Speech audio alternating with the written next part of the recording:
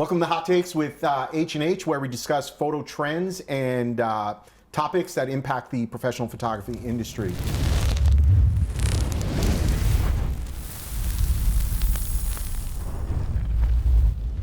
Today's topic, we're going to talk about picture day marketing strategies that actually work. And with us today, we've got a great panel. Beth Jones from Oneida, New York. Lois Alberts from Spring, Texas. Both are school and sports photographers. Sean Cantrell from H&H Color Lab. He is a school and sports program lead. And then, of course, from H&H, we have David Drum, the Grand Master of Strategic Brilliance. Wow, David, that is quite the title that you've submitted for us on the show. His business card's about this big. Yeah, how does he get that on a business card? I'm not really sure. Yeah. On which part? On his role or the title? I'm not sure. All right, so let's talk about picture day marketing strategies. It's clearly not just about taking pictures. It's about getting people excited before they even get to the event. But most marketing efforts either fall flat or create more work, endless customer support calls, last-minute reschedules, or even worse, parents who were not aware that picture day was even occurring. So the right marketing strategy doesn't just drive sales, it builds awareness, sets expectations, and keeps everything running smoothly. So today we're going to talk about what's actually working right now to make picture day a success before that first flash even fires. Beth, welcome to the show today. Thank you. What's the marketing move you've made that created the most buzz for picture day and re-attracted lost leads without bugging them too much? Right, so my immediate reaction to that is not much. Not much. Right. Where we are in central New York, the schools will not give us email addresses of students. That's real. So, and it's a problem. We try, every year we try and shut down immediately. So what we have to do to get awareness to the families is we have to count on the school. So we give them flyers to distribute to all of the families. We have a couple of districts now who have gone flyer free. Oh, wow. So they won't put things in kids' folders anymore. We found that out after we had printed all of them. Sure, of course. Of course. And then we give them, our schools, a digital marketing bundle so that then we ask them to push it out through their social media, their parent square, their website, any place that they can. What I have put in place recently is we meet with our schools. If we can do it in person, we try to, but sometimes it's a quick Zoom. And I like to review year-over-year numbers with them. And especially because in our area, most of our schools do get commission. So I like to talk to them about the importance of us being in it together, right? Like, you're gonna get more fundraising money for your yearbook. If they promote you. If you help promote. And I'll say, like, this is your buy rate from last year. This is your buy rate this year.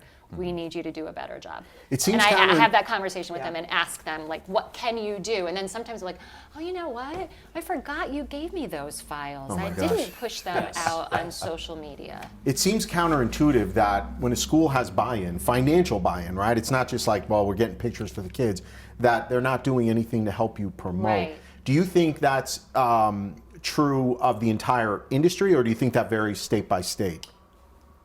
So Lois, what do you think? I think it's the industry. I think schools are just busy. Everyone that works at a school is busy. Yes. They don't need that extra thing to do. And so I see it happen in my market in Texas as well. So what's the move you've made? How are you creating more buzz if the school's not really cooperating? I'm in a little different situation than Beth is. My schools, I work all with private Christian schools. And my schools do all give me the parent contact information. Ah, interesting. So I get emails and mobile phone numbers from mom. And so I am able to get communications to the school, like Beth is doing her digital package, where I get them the exact wording that I want them to use in their newsletters or on their website. But then I also get to market to the parents. And that's really been a game changer. So what kind of marketing, I want to push down on that. What kind of marketing are you doing? Are you doing like traditional drip email sequencing? How many emails are you sending them? Oh, well, that's interesting. I've played around with that. I do use the marketing funnel through H&H Image Host, and I love it. It's been a game changer for me. A little plug right there. It is, but I was using marketing before that. I was using Constant Contact and MailChimp. before H&H's platform became available. And so it wasn't so much drip then because I didn't have that capability, but I would just have to continue to push out new messages as photo day approached. Now it's all automated, and I've built my campaigns. So parents, I do about, I think, 4 leading up to photo day. Nice. They're going to get, I want to be persistent but not pesky. I don't want to bother them. I don't want to be communicating to the parents so much that they get annoyed and they call the school. That's not the goal. I just want to help parents remember and have their student be ready. And as a part of that, I really found that it's really cut down on my customer service calls and emails, because I use it as a way to answer parent questions. At every phase of the process, parents are going to have some question, like, why do I have to buy now? Why can't I wait till I see them and buy them? When do I get my photos? 2 days after photo day, they're calling you, when do I get my photos? So I answer all those questions. Every photographer's nightmare. Yeah. So let me ask you one more question. I want to dig on this.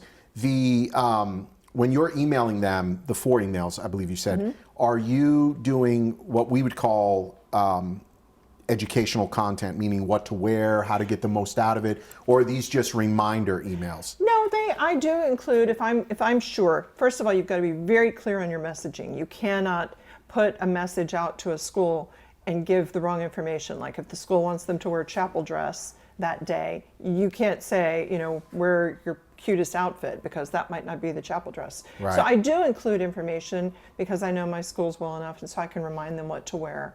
But for anybody else marketing to parents, just make sure messaging is only good and useful if it's accurate. If it's not accurate, it can cause more problems than it can solve. Very, very true. So true. All right, Sean, as the school and sports program lead, what have you heard from your customers on successful marketing efforts? Obviously, they're using the H&H platform. Tell us a little bit about that. Yeah, I would say that's probably been the biggest way to create buzz, if we're using that word here, what was it, 5 years ago, we wrote into H&H Image Host. We had a quick reminder if you logged in and didn't complete your purchase. That was been there for many, many years, but we revamped that entire marketing process to a multi-stage funnel to engage folks, as you said, Lois, where they are in that buying decision process. So we have our prospects for folks just creating awareness about Picture Day. Leads are those that are interested in Picture Day but aren't engaging yet to finally place that order. And then the buyers, obviously, you don't want to keep bugging them to continue buying, but you do need to start communicating what to expect now that I have made a purchase in Picture Days in 2 days, or Picture Day happened and now what? When am I getting my stuff? When do I get my downloads, right? So using those tools and making that automated into the system so that it's just seamless and automated has been a game changer for a lot of customers that have leaned into it, like Lois and like Beth. Well, I think Lois, for sure, is one of the best at it. Yeah. And we can't run any of the prospecting campaigns, but we do run some of the lead campaigns through H&H Image Host. And we see in our prepay, we do see for both sports and schools a conversion and a buy. So, it's would they buy without it? I'm not sure, right? But as long as they're buying, I'm happy to see those metrics. Beth, even if they want, go ahead. I was going to say, but you spoke to us a couple of years ago and went through kind of each one of your campaigns, and they were brilliant, and you're so nice. And we talk about this industry with people sharing, and absolutely. So we took some of her information and things that worked for her, and we're able to put that into some of our lead campaigns, some of the good ideas that you had. Something that you mentioned, that you can't get the contact information. If you can get the contact information other ways, can you market to them? Like if you can pull last year's sales data? So here's what we get up against. If I was a smaller company, yes. It can get cumbersome. If I was a larger company, yes.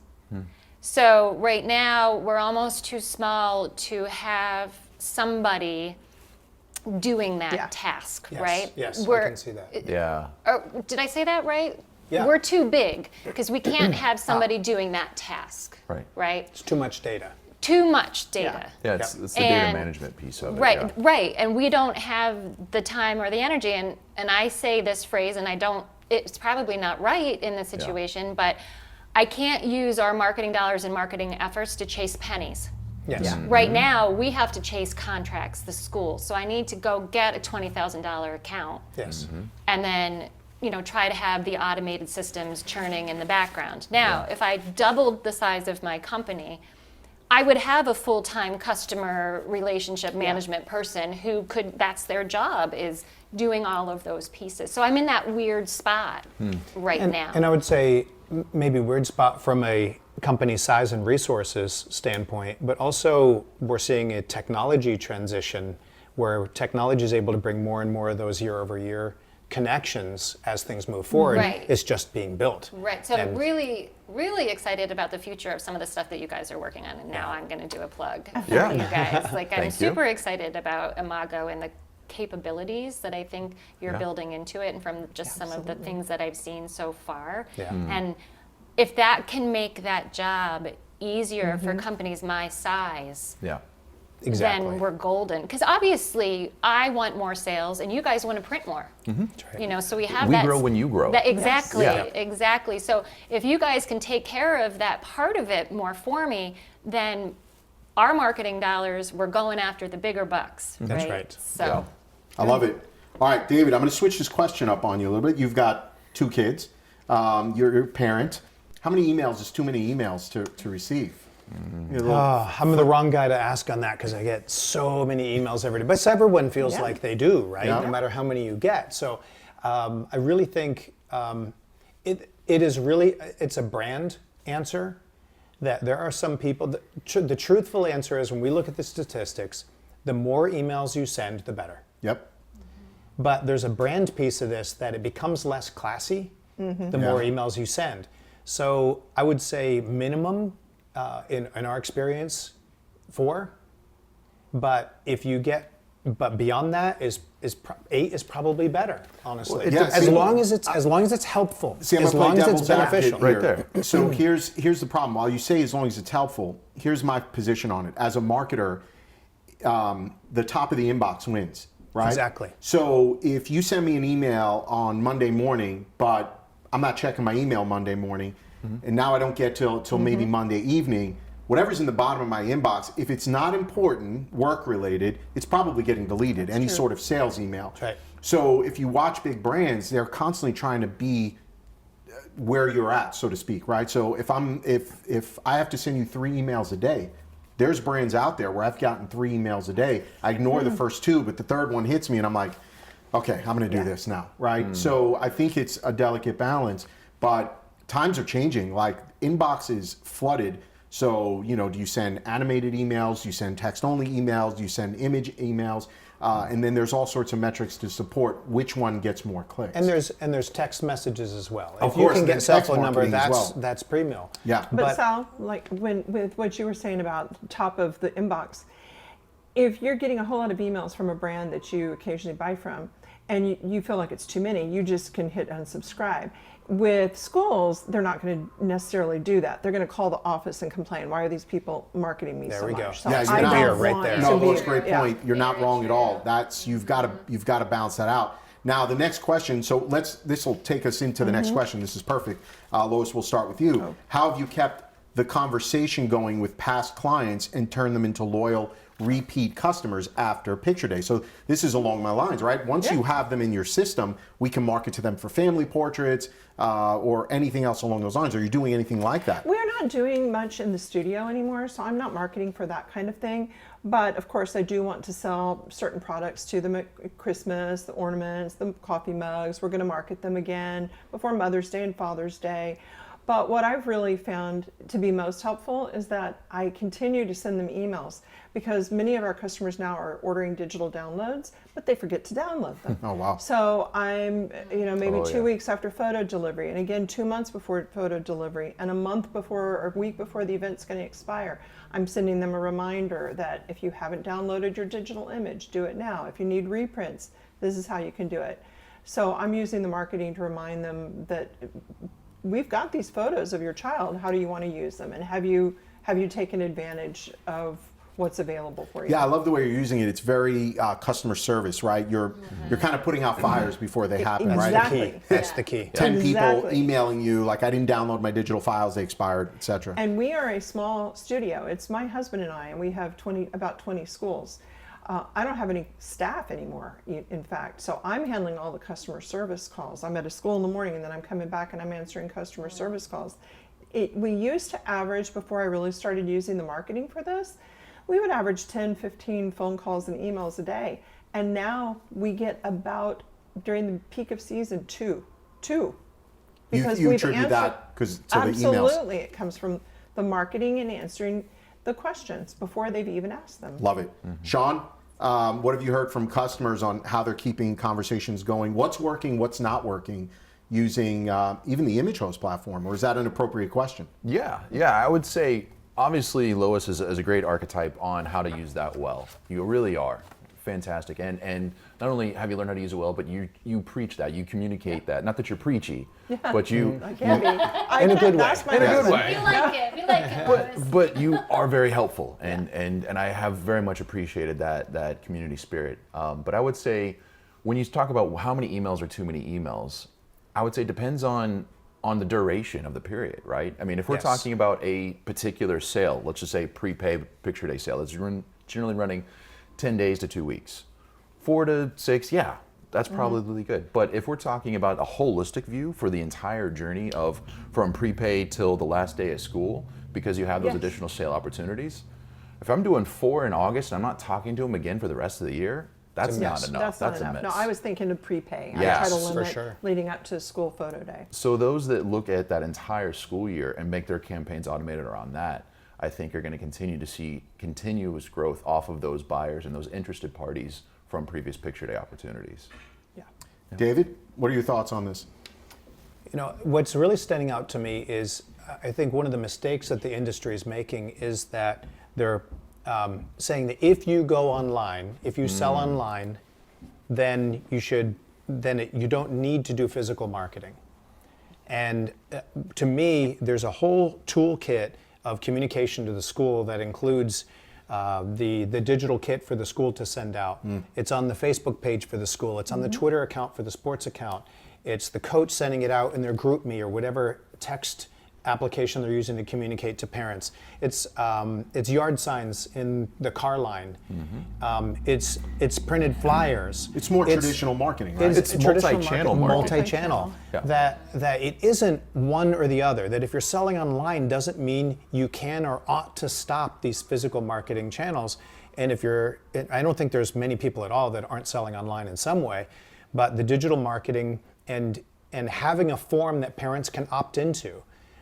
What's wrong with part of your communication through the school is saying, if you'd like to sign up for automated communications to remind you about picture day and help you know what to expect next, give people a form to sign up themselves. They're opting into your form, and then you add them to the automated campaigns then. So there's so many ways of slicing that, but I think where most of our customers struggle is once this freight train called the fall season starts heading down the tracks, it has to be on autopilot. Yeah. So the systems have to support that, or there just isn't the labor to keep all these wheels turning. Absolutely. And that's why we're investing so much in these systems that do it for you once the season starts.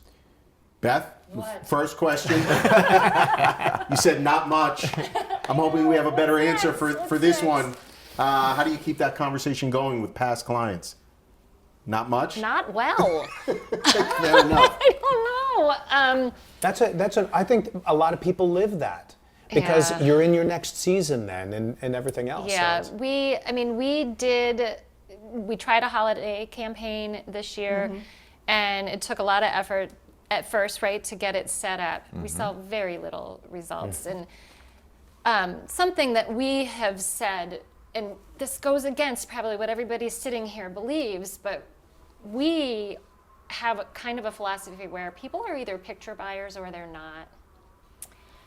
And, That's honest. And there are parents who are going to buy from us every year because that's what they do. Yes. They don't care what the picture looks like. They're going to buy it. So to a certain degree in our line, if we're talking about traditional prepay, customers buying, in that market, they're just going to buy it. Again, not much about the picture. Of course, we get complaints a parent thinks it's a bad picture. I'm not saying that, but there's a certain level of that type of photography where it's okay, right? Now, we're going down the path now of more higher end preschool photography and doing a proofing thing. And what we're realizing now is those parents, everything is about that image, and they're buying all of the images, Yep.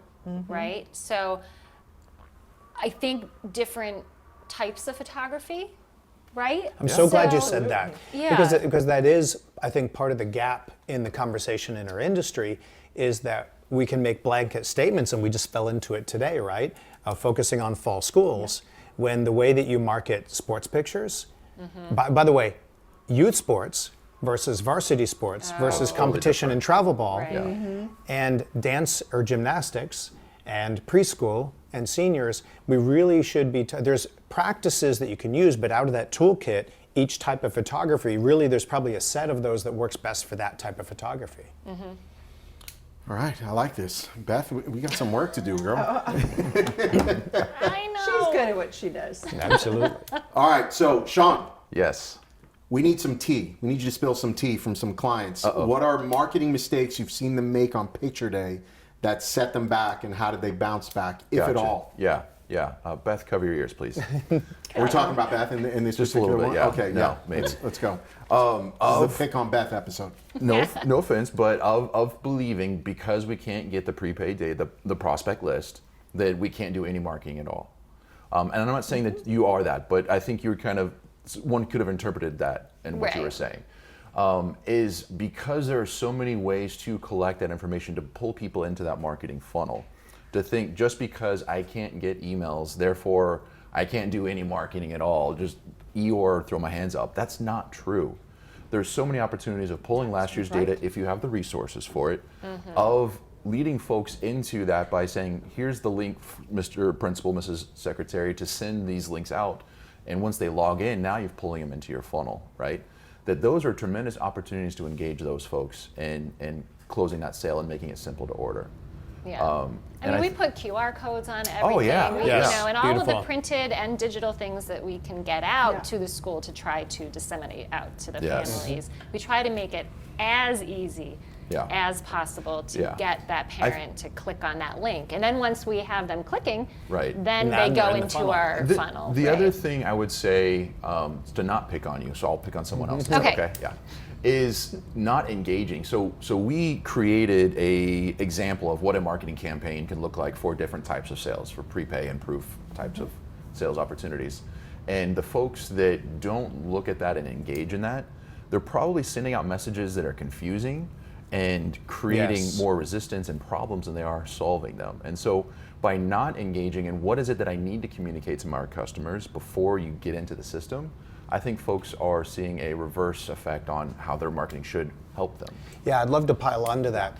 I think historically, the business was run with my job as a photographer is I sell fall prepay, I deliver flyers to the school, and that's my marketing. And there are so many more tools now and so much more capability that I don't think the industry as a whole has turned the corner on all that's available, all that can be configured ahead of time. And we just have to move to the point that setting that up before the season starts is worth it. There are so many tools available, and we see that squandered because someone hasn't, a studio hasn't taken the time in June or July to sit down and say, you know what, I'm just going to look through my communication and refine it with everything I learned last Absolutely. season. That's when I do it. I sit down in June. I get my prepay flyers ordered, and I go through all of my marketing and tweak it and make sure it's ready. How did that work last year? What can I do better? So I do all that in June because, like you said, the freight train of fall starts. You don't have time to do that. That's Right. right. So and But- it's so easy once you get it set up.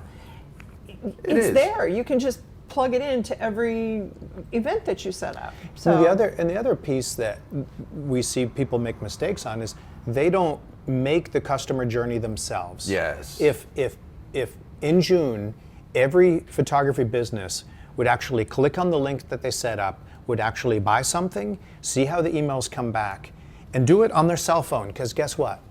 80% of the traffic is happening on the cell phone. We all know that, and yet how many of us are before every season in June actually using the cell phone and actually making that journey? Because guess what? That 6-point font with a link that you want people to click on is not going to work. Only if it's half gray, though. Okay, that's a personal thing because I can't see those small gray fonts, right? But if the industry would do that every summer, I believe it would add 10-15% sales across the board to everyone. It would change the game. Well, here we are, Beth. It's your turn to answer this question. I feel like it's pick on Beth Day. I'm here for it. What's the marketing mistake you've made in the past? I feel it's over. You got to get with Sean now and solve these problems. You got to get with Lois. Well, we have. Yeah, she's helped us for sure. One thing that we did is I think we did it coming out of COVID, is we used to do the printed order envelope. Yes. And then we moved to 100%, well, I shouldn't say 100%, but flyers only for our schools, but we did it for 100% of our schools. Wow. And we gave them, though, we did provide a small percentage of printed order envelopes. With the envelope, with the payment envelopes. With the payment envelopes, Yes, right. got it.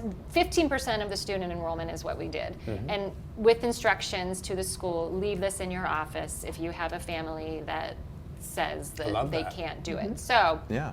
that first year, we saw our sales decline in every single school. Interesting. Every single one of them. Now, I say that.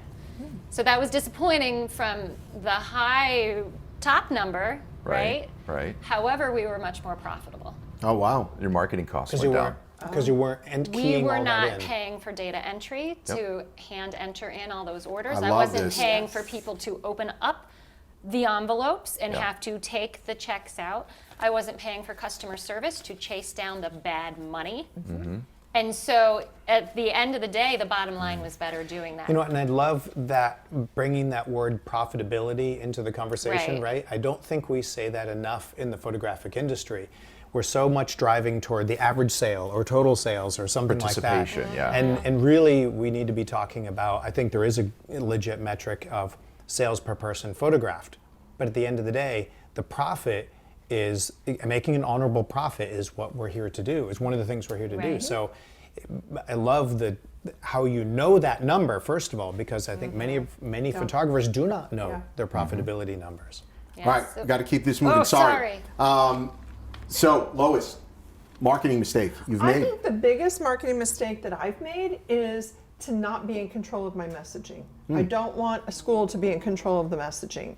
And a perfect example of that is one time I forgot to send out to the woman who does the newsletter for the school the blurb that I wanted her to include. So she wrote her own, and she said something like, you can buy photos before photo day, or you don't have to, you can wait till afterwards. That's the last thing I want them saying.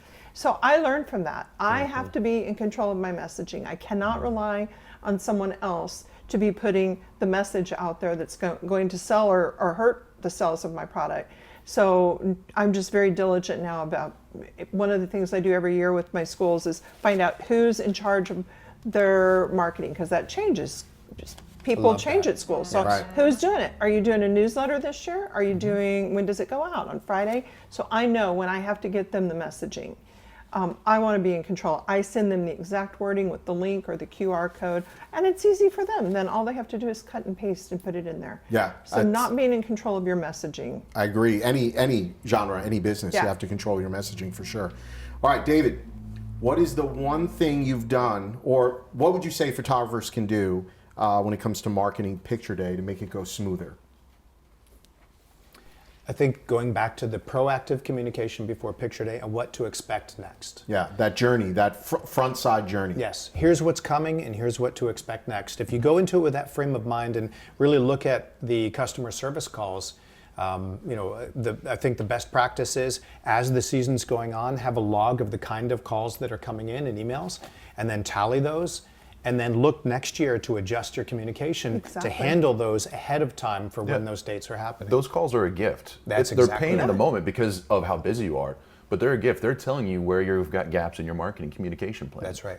And that's exactly what happened with me and how I stumbled onto, I can use marketing not just to sell a product, but I can use marketing to cut down on customer service calls. We all know in our business, we got photo days coming up. We know what kinds of phone calls you're going to get. The mom calling to ask, what happens if my student's absent? Is there a retake day? So just, what those common questions are at each point in the sales cycle, so you can perhaps work some of the answers into the marketing. Yeah, and it'll alleviate frustration from a customer perspective. And for me too. Yeah, of course. Yeah. Beth? You ready? I'm ready. Are you ready? No. I would say actually the best move that we made, actually H&H made for us, which we used to get all of those customer service calls and emails asking what their access code was to get into the second sale. Yes. And what H&H did for us, for all of us, was put in a layer where when they said that, you would then ask the question, well, we're not matching up the email to our system, so we don't know who your student is. Tell us who your student is. Yeah. And by them and their system automatically doing that cut out lots of back and forth that we were having with our customers. Yes. So then by the time we get the email that it's coming from your system, I believe. Yeah. You're giving us, here's the email address, here's the name of the student. Yeah. They want the access and code. Let me jump here on that one, because that's actually the second layer of how that process works. The first layer is when they log in and they say, I don't know what my access code is, right? Because you put it on the insert, you put it on the envelope, it's in every single email you send them, right? Just can't find it. We love you. Let's help you, right? You're obviously here because you're interested in buying pictures, so let's reduce the friction. Absolutely. So what that system does is it takes that email address that they provided, runs it through our marketing system to see, do we already have record of knowing who that person is? Right. And if we find a matching access code, we'll email it to them so it's still secure in giving out access codes. And only if we can't find a match, then we start bringing you in to help us help them be able to order pictures. But Beth, I have used that very functionality that they built in to help get the schools to give me contact information. I did have one school that was hesitant, but now I've explained to them, I know you guys are concerned about your student security. This helps me. If I have an email, then that's going to reduce the likelihood that I'm providing maybe a non-custodial parent or grandma that you don't want to have access to the photos. Right. And I've had one school, then we will give you the contact information for that feature alone. And I do think, building on that, this won't work for every school, because some schools have a written policy that thou shalt not send any parent emails or phone numbers to anyone else, period. So this won't handle that. 11th commandment, right? I think so, yes. Yeah. But in other cases, there is something to be said for, if there isn't an actual policy, being clear with the school on why you want it and how many emails you'll send, and even showing them copies of the emails you're going to send, so they see that you're actually being helpful, you're not being spammy. And how it's going to help them. Yes. How it helps them. It's going to cut down on calls to the secretary. And all right, well, this is great. I don't think, Lois, we've already covered what you've done, and I think your strategy is really good on sending those emails to get out ahead of everything. Sean, anything to add to this? Yeah, I would say the biggest thing is just sit down. You don't have to overcomplicate it. Just communicate for each of those sales channels, those layers in the funnel. Just think through, okay, if I'm a parent and I'm in that shoes, what would be important for me to know? And just communicate that. Don't focus so much on buy. Focus on how can I help them get the information they need so they can decide, do I want to buy or not? I would say we have a very, very low unsubscribe rate. Yeah. It's shocking, actually, how low it is. So they do want to hear from the school picture company. That's right. It may not always be pertinent to where they are in that situation, in their life at that moment, but they're not getting rid of us. Right. They're worried about the email they'll miss, right? All right, everybody, thank you. That is it for today's show. First of all, special thanks to our panel for all their knowledge and insight, and a lot of ideas. Hopefully you learned something from it today, and we'll see you in the next episode.